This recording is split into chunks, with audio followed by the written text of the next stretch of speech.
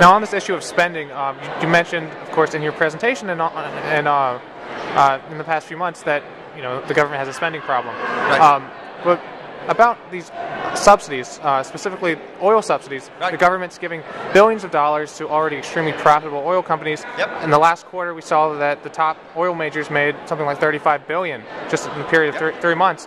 Yet, on a vote just this week, Republicans pretty much on a party line vote voted against a measure to rescind some of these oil subsidies. The ones we vote on every single week, those motions to recommit, those are procedural motions.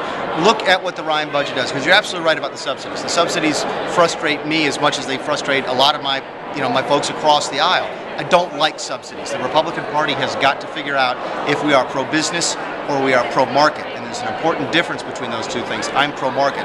I think those subsidies should go away. I think the subsidies that go to green energy should go away as well. It's actually 7 times as much money going to green energy in terms of subsidies. What about to Boeing? What do you reconcile that, though, with your vote on Thursday to not strip with these subsidies? Because the procedural votes are designed to shipwreck the bill that's moving forward. You go and look at our budget. You go and you look at the Ryan budget. You look at the Ways and Means tax proposal that will take the top corporate tax rate to 25%, takes the income tax rate to 25 and 10%, the Ryan plan and we get rid of all of those subsidies. Yes, we do. The Ryan plan hasn't really given specifics on taking away the subsidies yet, though. Correct. We talk about it generally because of what you mentioned before, which is that tax policy is specifically the jurisdiction of the Ways and Means, and are you going to force a discussion on this? Oh, absolutely.